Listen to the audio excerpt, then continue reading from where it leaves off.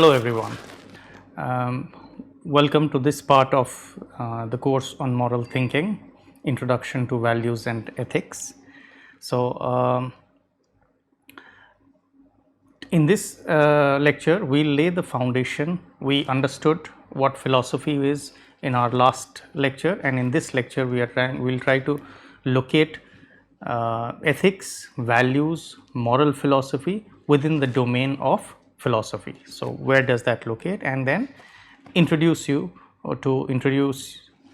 notion of moral thinking, ethics and values, what are the similarities, what are the differences, and how it goes about. So, now philosophy itself can broadly be divided into three categories. So, one is metaphysics, the second is epistemology, and the third is axiology. And within axiology again there are two divisions, one is ethics and one is aesthetics. Now, let us briefly know what are the various parts of philosophy. So, to start with metaphysics. Now, metaphysics is as the name implies, it is metaphysics, going beyond the physics meaning the physical. So, when we look at metaphysics, we are talking about the problems of substance, the problem of the foundations of the physical world, to look at what is the basic structure of the world, the physical world, and questions that are not answered by physics or that are not tackled by the physical realm. So, we look at the metaphysical assumption. So, what is let me give you some examples so that it makes sense to you.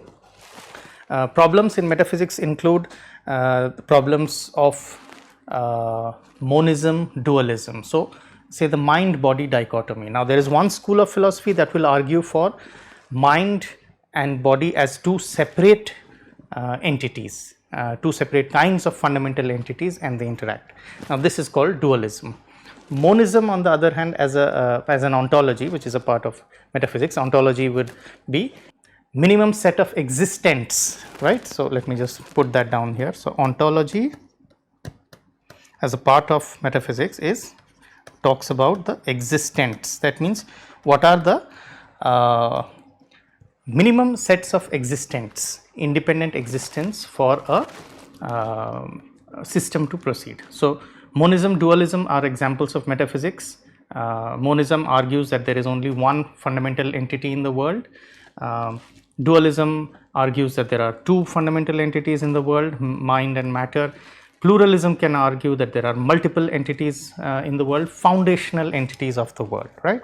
And depending on one's metaphysical assumption and situation, one makes sense of the broader picture of the world.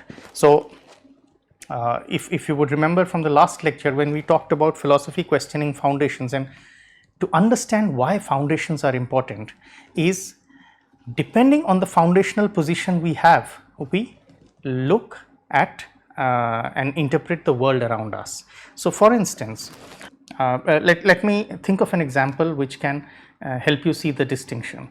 And very often when one's own metaphysical position can be thought through, can be unthought through, can be implicit, but one has to have a metaphysical position either implicitly or explicitly, either thought through or just arrived at from the embedding one is depending on the society or the civilization one is embedded into. So, when one looks at suppose I am a monist and I think I am a physicalist in that sense, my metaphysical assumption is that everything in the world can be reduced to matter or matter and energy, physical entities.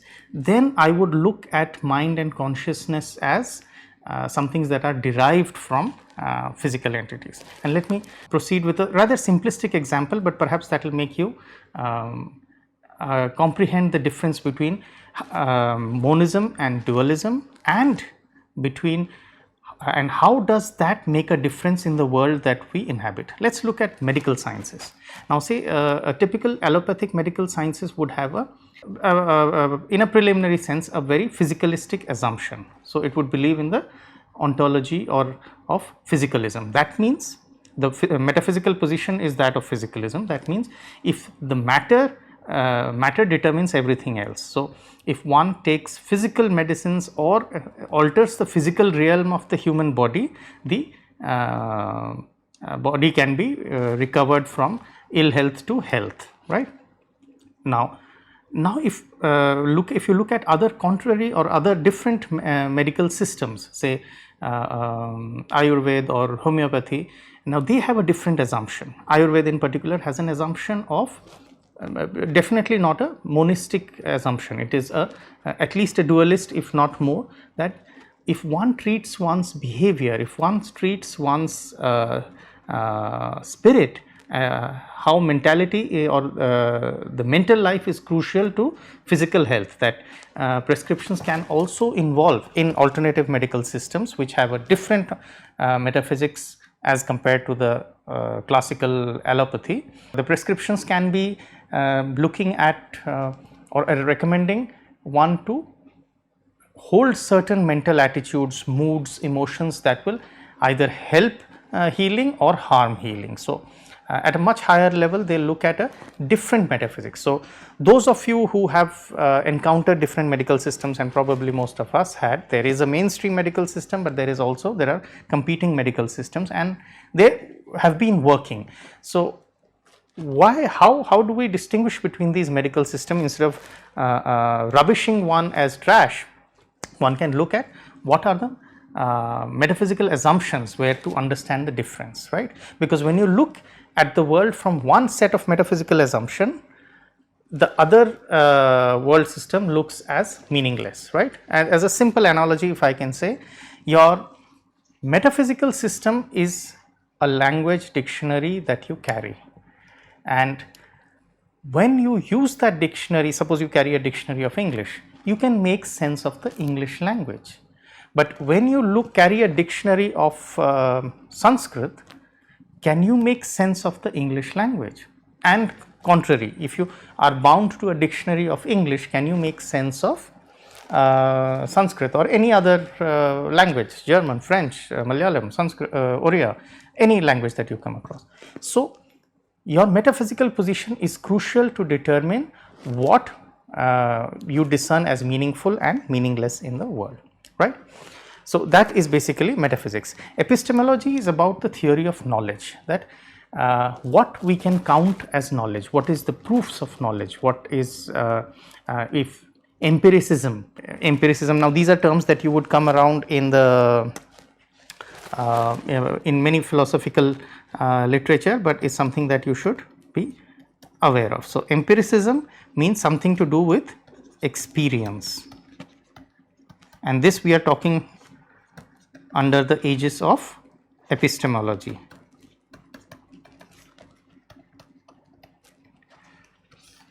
So, one of the system of epistemology could be empiricism, where it looks at truth can be ascertained only by empirical experience or empirical reality. That means experiential reality. So, realities that are not experienced or claims that cannot be experienced are can be held as false. This is one epistemological position.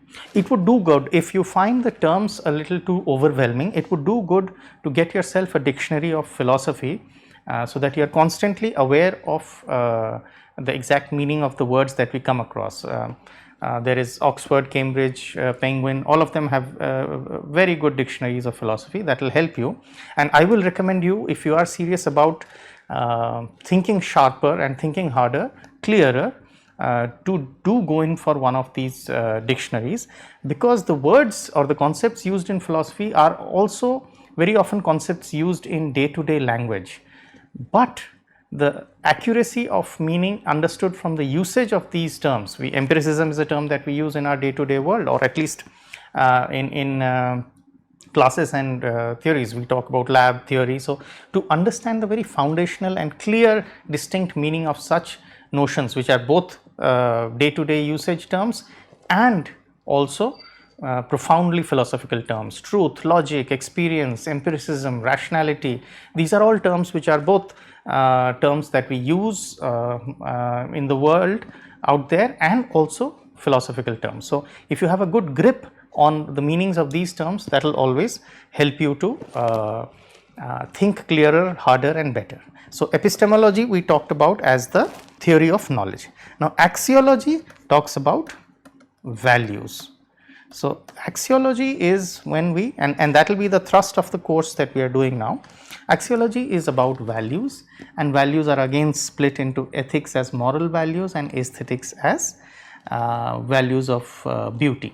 So, truth as the value in logic, truth, beauty, good are three fundamental values classically regarded in philosophy. So, beauty is an aesthetic value, truth is a logical value and good is a moral value. So, these are values that we come across here. Let me come back to, let me proceed now to this word that we will now is crucial to us: values. It's a word that we have used in every day-to-day language, and I want to spend some time delving on this concept called values. Now, values are something which are a part of the world that we inhabit. We make sense of the world by valuing, and we for a moment I am pausing and not looking at values just as moral values, but values can be in various domains that we come across, right. So, when we look at say you go ahead, start your day. Now, whether you decide to wake up as your alarm goes off or snooze it is a value decision that you are making. A decision to allow yourself to pamper yourself a little more, or to be rigid about the time that you decided to wake up. When you make choices about what to eat, you are making a value decision, right. So, when you make a choice of where to invest, that's a value choice. So, values are something that is prevalent in all disciplines. We are making those choices. Values are foundational. So, when you look at you are a okay, let me talk about, say, investments. You are a growth investor or a value investor. I think that's how it is classically regarded in finance. In economics, you are regarded as whether you are free market economist or you are a welfare economist. So, that means what are the values that you hold as foundational? So, the value that you hold as foundational is axiomatic. It is the values are the axioms we start with. Then we devise the best ways or processes by which these values can be attained. So, policies or processes as to how these values can be achieved.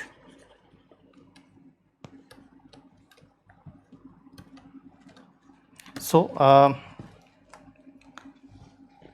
now you have a set of values, and I'll invite you to think of various ways in which you can find value assumptions in an enterprise, and let me think of an example. When we look at okay, let's say governments have certain values, right. There is a welfare government, or there is a free market government, or economic systems have certain fundamental values, and how one best attains those values. So, what are the policies that are to be designed to get those values will determine what kind of policies are framed, but ultimately the values that are held are something that are held by the held as foundational, which show the direction. So, this is a moral compass or a value compass, that what kind of a government one wants to be. If governments and politics sounds too distant, let us look at the individual, you yourself. You have certain values of life, and you would like to, you make decisions so as to be governed and advocate or achieve those values, right. So, suppose you believe in freedom over equality. That's a value choice you are making. That means if somebody, and this is typically of course used in the political philosophical framework, a classical debate between freedom and equality. The more of freedom means there will be inequality, and the more we target equality, crushing inequality, that means some people have their freedom compromised, right? So say taxation is a classic example that when we tax more to attain equality, we are being unfair to the people, or we are curtailing the freedom of people who are earning more to subsidize the people who are earning less. That's an equality driven approach. A freedom driven approach would be that, well, that anyone who earns how much ever they earn is earning on their own ability, and therefore that should not be curtailed, and we should champion freedom over equality. Now this again is further based on a metaphysical assumption that, well, equality has an assumption that nobody, and I am doing these analysis for you to get a knack of how this can be done, how philosophical analysis is done.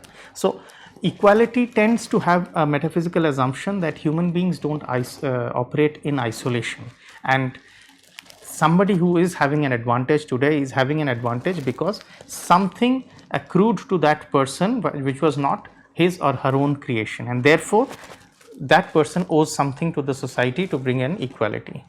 Freedom advocates are likely to have a metaphysics of individuals as relatively much more isolated and self-created than being a result of the environment or the advantages or disadvantages that have accrued to them. The debate can be put out that, well, everybody goes to school, so there is an equality of opportunity, but not everybody gets the same environment at home, not everybody is born with the same intellectual abilities. So freedom advocates would say that, well, that's a coincidence, and therefore those who are doing well deserve to get better in life, and those who the equality advocates would say that no, the starting line is never equal, and therefore we need to subsidize this difference in performance. The point here being is value debates or moral debates are rarely between right and wrong. Those are clear-cut cases. The real debate is between two competing rights, right? So the debate is generally between two competing rights. So both freedom is desirable, equality is desirable, but which one shall we prefer over the other? That is what is a value debate that comes about. That is that articulates the philosophy of that company, organization, institution, family, individual, government, or whatever collective we talk about, or individual. So the point now, what you would like to take away from this brief discussion is that values pervade our world, and we make value choices in every discipline. Say, as a scientist, when you are looking for a process or as a product or an entity as fundamental, you already are making a value position, right? That you are looking at processes as fundamental, or you are looking as products or entities as fundamental. So you are making this as fundamental value position that you are taking. Now I invite you to think over various fields and where you can find what are the value assumptions or value to analyze in terms of values of various companies, policies, organizations, institutions, or everything that you come around, right? In the last lecture we talked about even the user interface of a mobile phone is also a value preference implemented, whether one wants a simpler, neater looking interface, or one wants a comprehensive interface with as many options as possible at the first page. There is no need to negotiate to the second page. So this is also a value decision being taken up by the designer over there, right? Okay, now with this idea of values, let me go ahead and talk about moral thinking and moral values. So ethics, or when values are in the domain of the moral world, we call them as ethics, right? So values in the domain of the moral world are called ethics. Okay, lost the screen there then. So When we look at ethical values, we are actually debating what kind of moral values, interpersonal values which are related to the moral world that we inhabit. So, when we do a course called moral thinking, is trying to look at how values exist, that is metaethics, of course, that what are the value assumptions of different policies, different institutions, and how do we at all get into this moral debate notions. And before that, let me also clarify that what is it that we do. Three terms that I would like you to focus on. There is moral philosophy, there is moral science, and of course moral thinking, which I will equate as moral philosophy, right. And then of course there is this domain called ethics, which very often for the purpose of the course you can take it as the same thing as moral philosophy or moral thinking. Ethics, if you want to be very exact, it would mean as a code of conduct, right. So, when you have a business ethics situation, it is all about designing the code of conducts. It is not about going to the fundamental questions, whereas moral philosophy is going into the fundamental questions. But now we need to know what is the difference between these two terms, moral philosophy, moral science, and you should know what is the objective of the course that we are entering. Is this course in moral philosophy going to make you a moral person? Well, that is a question I am sure it has occurred to many of you. Do you think doing a course in moral philosophy makes you a better person? Right now, as an academic philosopher, I am also advocating the debate to you, and I also have a position on this. So, I will try to keep them separate, but very often when I am expressing my position, I will let you know that. So, the assumption of this course is very Socratic. Okay. Now, for those of you who may have not heard, Socrates was almost the first Greek philosopher in the ancient tradition, which was the teacher of Plato, then Aristotle. So, that is the lineage that comes on. Okay. Many of you must have done a course in moral science. So, one, doing a course in moral philosophy will not immediately make you a better person, and neither is it designed in that sense, because it is not going to tell you what to do, what not to do. For that, you need to look at the rule book of the institution, the government, or that you are a part of, or at an individual level at your conscience. So, whether it makes you a better person or what is the right thing to do, well, if you want edicts or codes, this is the wrong place to look for it. No moral philosopher, no philosopher will tell you that this is the right thing to do, period. What a moral philosopher will help you, or what moral philosophy will help you to do, is to understand the debate threadbare so that a position can be taken, right. Moral science, on the other hand, science, as we saw, was something that depended a lot on techniques. So, if it depends a lot on techniques, then it will give you a set of desirable values. So, most of us who have read moral science in school would see that these were probably stories or fables, small tales, something to inculcate certain values in us. So, the set of values was given, and how best it could be inculcated in children. Moral philosophy is, on the contrary, not giving you a set of values, but asking you, helping you, and provoking you to interrogate the set of values that you come across.